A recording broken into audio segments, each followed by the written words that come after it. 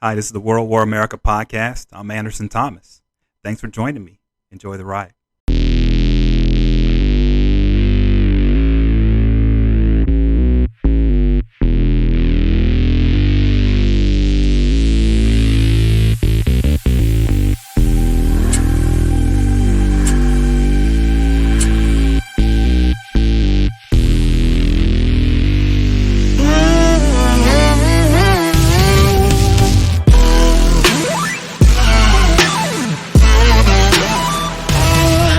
We're following the 2022 general election money trail because not all money is equal in politics. It seems like it is, it's reported like it is, everyone assumes that it is, but not all money is equal. And that's why following the money the way that I'm going to share with everyone today is important. So before I start into that, let me first say that the incumbency in American politics is huge. Being an incumbent almost guarantees victory. In this election this year, 2022, in the U.S. Senate, 100% of incumbents won re-election. In the House of Representatives, 95% won re-election. So, once you know that, what you know then is about 70 to 85% of every campaign in this entire country, every election, we can pretty much tell you who that's going to be. And it's going to be the person who holds office already. That's just how it goes. The races that are left, the competitive races, that's where the money really matters. And that's where you want to examine and follow the money in that realm, because that's where little details can practically predict the future when it comes to politics. So with that said, knowing that it's normal to have 95 to 100% of incumbents win. And by the way, there were 5 states in 2020 where every single incumbent won, 100%. So 5 states, every incumbent won for every single race throughout the entire state for 5 entire states. It's a big deal. Now that we know that, and now that we know because of that, 75 to 80% of the outcomes of most elections, what we have to start to do is we have to start to look at which races where there's a chance for victory for the other party to take the seat, where it's not an incumbent, or if it is an incumbent, it's an incumbent who is hampered for some reason because of ethics, or here's a little secret with incumbents. They do have an Achilles heel. The first time a candidate ever runs for re-election as an incumbent, that is where 80% of incumbents, if they do lose, so out of all the incumbents who lose, 80% of them, it was their first time ever trying to get reelected. And so anytime you see a seat where it's the first time an elected official is trying to get reelected, that is going to be hotly contested no matter what. These are just the numbers, right? So because of that, we know now that politics in America is going to be pretty much consistent day in and day out, from campaign to campaign. We're going to have incumbents in there, and they're going to stay there, and that's just the way that it's going to be. The other seats that become available where things can change, that's where the money comes in, like I said before. And in this case, I noticed a few things in the independent expenditure category that kind of raised an eyebrow. And when I say independent expenditure, what I'm talking about is outside money. I'm talking about dark money, super PAC money, outside money. And this money is important because, like I said in the beginning, not all money is the same in politics. Okay, not all money is the same. Independent expenditures and money brought in from outside groups in current modern politics, that money tends to be better money. I'll give you an example. The consultants that are hired tend to be better, right? The staff tend to be better. The pay is better. They give better perks. The travel is better. Everything about super PACs and these outside groups and how they function is better than how a normal political campaign functions. It wasn't like that 10 and 15 years ago. That's the case now. So in knowing that, what you can, and this is what I've noticed. I mean, anyone can take a look at this, but I've noticed if a campaign is up against a lot of outside spending, and let's say for every dollar of outside spending that comes in, a campaign usually has to spend about $2 to counter it. And that's because of efficiency. That's because these campaigns, they are notorious for treating their staff bad. They barely like to pay their vendors. These super PACs, these outside groups, they pay, and they pay well, right? So there's a huge difference between the work product coming out of these groups, these outside groups, and coming from these campaigns. A huge difference between the two. And that's what I was noticing when I started looking into this. Okay. Now that we're all on the same page on, okay, we know the power of the incumbency, and we also know that outside money has changed. It's become better than inside money. It's almost as if outside money is now the grassroots in politics, and campaigning has become the astroturfing, believe it or not. Well, here are the two things I noticed in looking at this outside money and looking at what I want everyone to really understand is you want to look at trends. You want to look at carryover from a previous big election like the 2020, because this was an off-year election. There was a big election in 2020, so some things may carry over. In this case, a lot of things carried over, especially with independent money. So this is what I noticed, independent expenditures. The two things I noticed. Republicans were not only donating to Democrats, they were voting for Democrats. They were making campaign ads for Democrats. This was 2020. Okay, I think there was a group called 43 for 46 for Biden, right? And this was all former George W. Bush people, staffers that joined together and they formed a super PAC to support Joe Biden. They ran some campaign ads. They raised a bunch of money. And so I noticed that, wait a minute, this is a little bit different. We've got a situation where we have Republican establishment types raising money, campaigning, and voting for Democrats. And in this case, it was Joe Biden in 2020.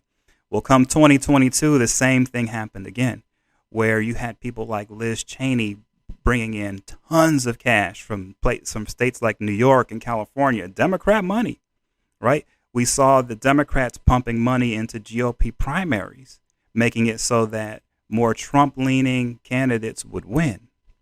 And so when you look at this money, right, what you have to realize is when people start talking about the money that was raised, and they say, oh, the Republicans raised a lot of money, very few times do they mention that a lot of that money was actually Democrat money. That should make a difference in how you analyze the money here, right? I would say. It makes a difference for me. So that's the first thing. So the numbers are skewed. And they're skewed because I noticed something about Trump and his slate of candidates. Trump and his slate of candidates bring a lot of money into the GOP, but sometimes it's for the wrong reasons. They're bringing in Democrat money. And so they can point to all this money they're bringing in, but so much of it was Democrat money. And so there was sort of it was a stealthy kind of thing that happened in 20 and 2022, okay? That's the first thing.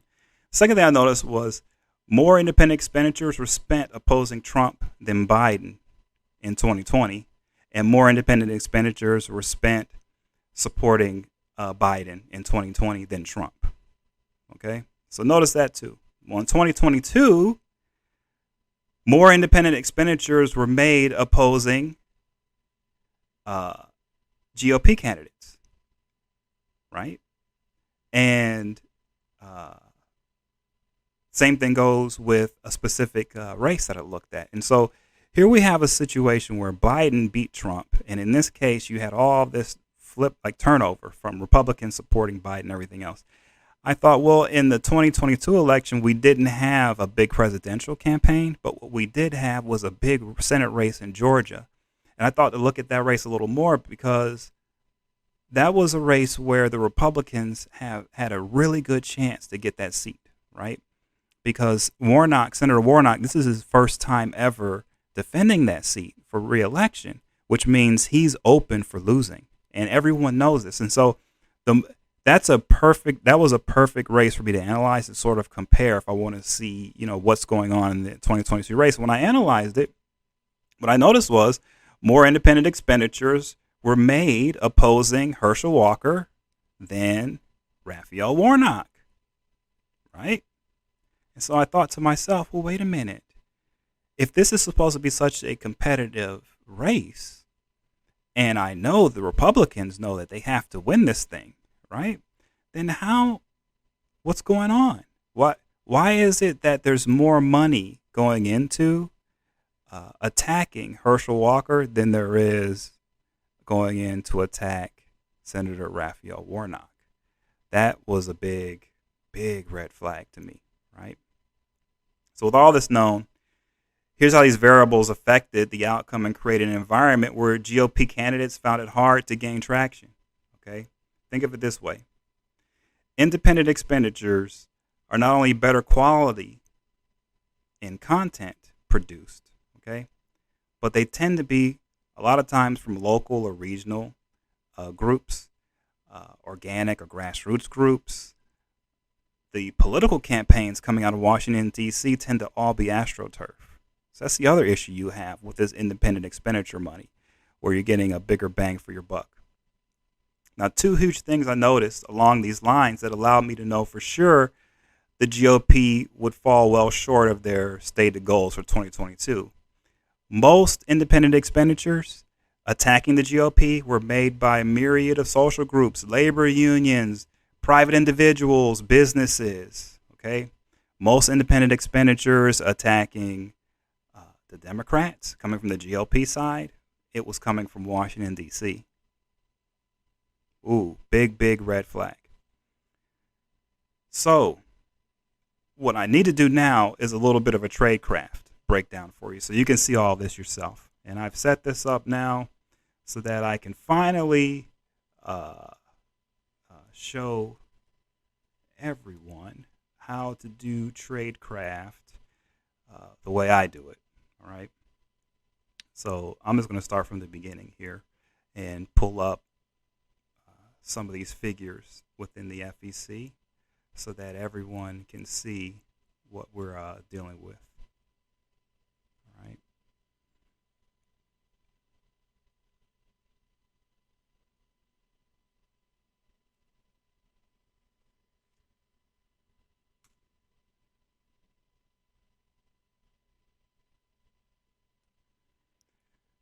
Okay.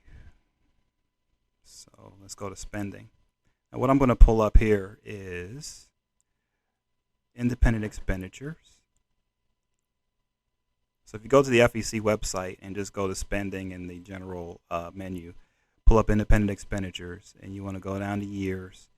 You want to pull up 2022. All right.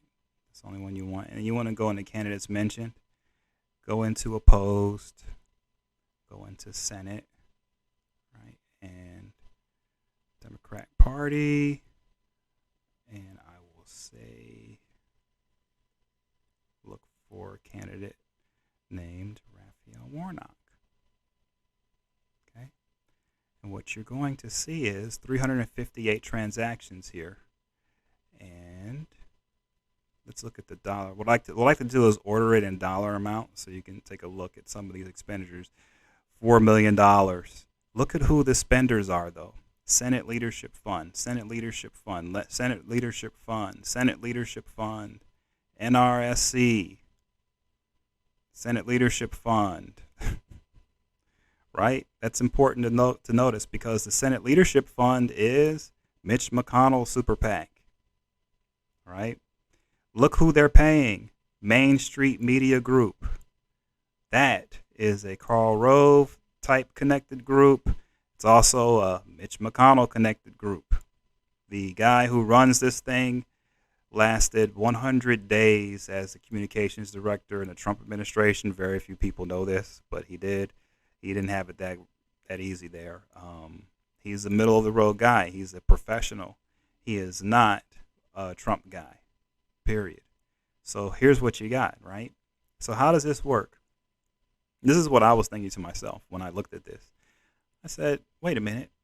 So here we have a situation where one of the biggest races for the GOP, where they can definitely win this thing, is a race where almost all of the money, outside money, is coming from Mitch McConnell, and it's being paid to a group run by a Karl Rove, Mitch McConnell type of guy.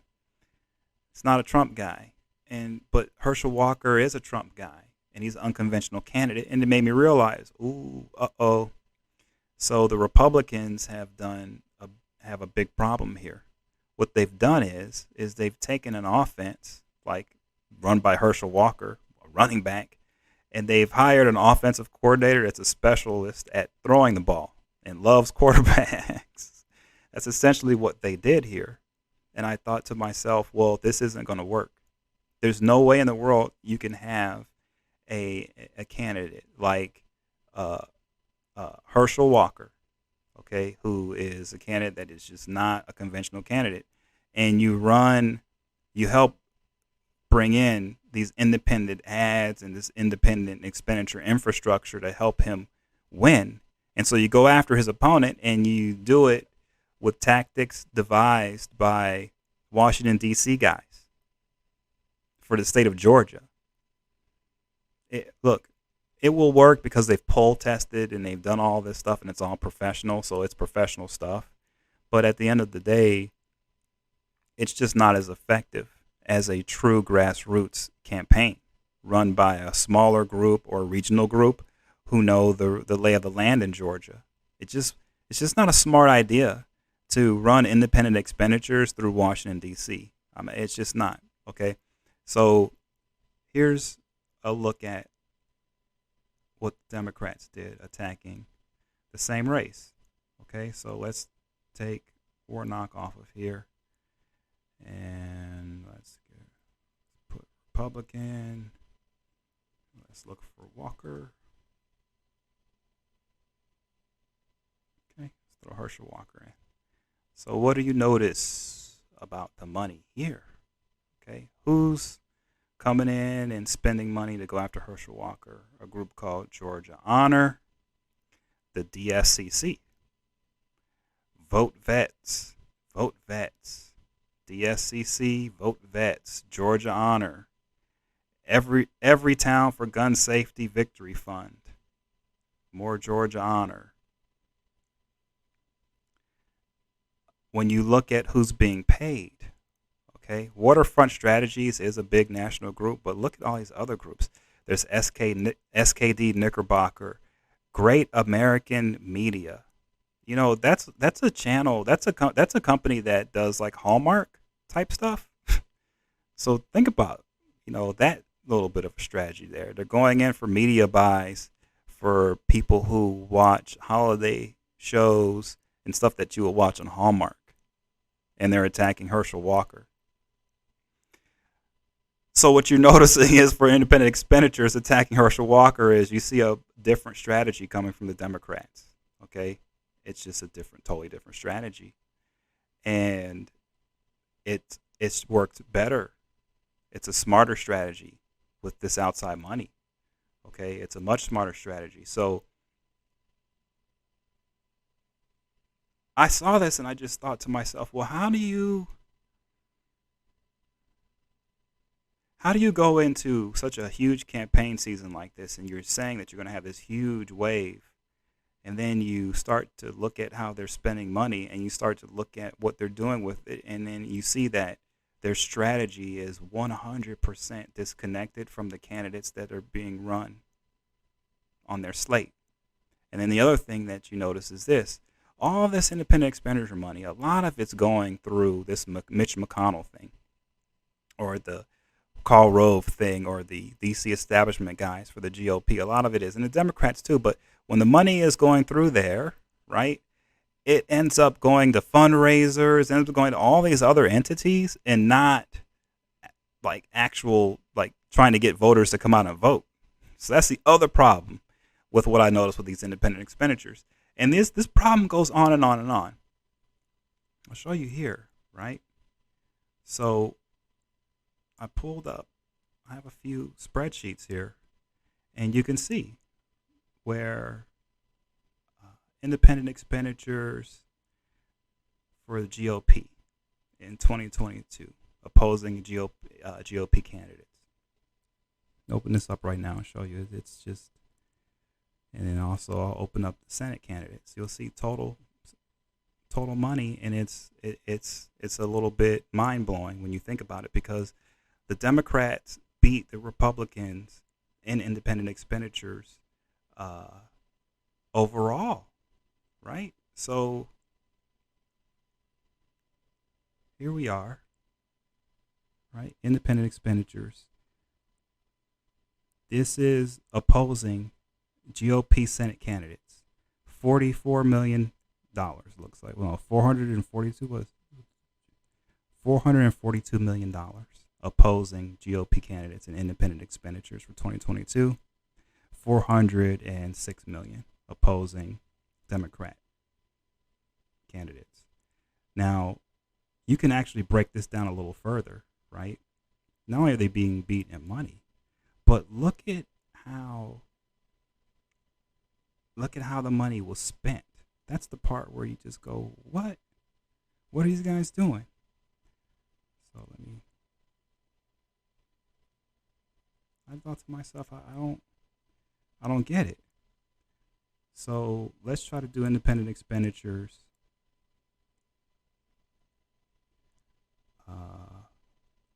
for the entire Senate opposing Republican Party candidates, right? You get 2,483 results, all right? And then when you look at who is being opposed, look at that. Mehmet Oz, Herschel Walker, Oz, Walker, Blake Masters, Herschel Walker, Oz, Adam Laxalt. Look at this in J.D. Vance. This thing blew my mind. So this is opposing J.D. Vance, who's a Republican, and it's the Club for Growth. So it's crazy. I'm sorry, J.D. Vance is, yeah. It's see, I'm even getting confused. He's a Republican. The Club of Growth is attacking him. It's amazing to me. So that's what I was noticing. Little things like that. Like, how do you have Republicans going after Republicans like that in a big way? You don't see that on the other side. This guy's got to go, ooh, red flags, big red flags. And so, look, you just see it. Mehmet Oz, Walker, Oz, right? And then look at, keep the Senate. Let's look at the Democrats, right? So who were the Republicans going after with independent expenditures? They were going after Raphael Warnock, smart, right? Mark Kelly. That's kind of rough race, man. Raphael Warnock. Catherine Cortez Masto. John Fetterman, right? But I don't even think John Fetterman was in the top 10. So let's see, 1, 2, 3, 4. Barely top 10 for spends, like not total amount, but I have this adjusted for amount spent, and look how much money is being spent on Warnock, and until you get to Fetterman, right? But actually, when you look at this, there aren't that many candidates, right? And when you look at how it played out, you see that the Senate Leadership Fund was funding almost all of it. Look at that. Look at that. All the top money for independent expenditures for the entire Senate race, all of it was Senate Leadership Fund. Mitch McConnell. I don't know. It's just it's not that smart of a move. Okay, and this is where I knew they were going to get hurt. I knew it.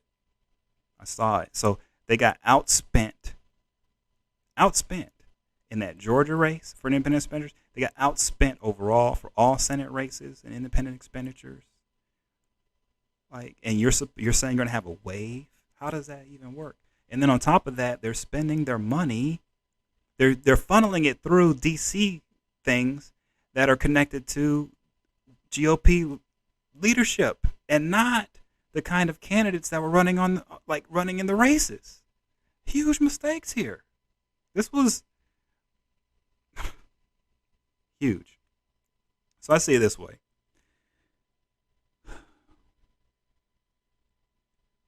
The GOP ran a conventional offense for unconventional candidates. Period. End of story. Okay, they just did.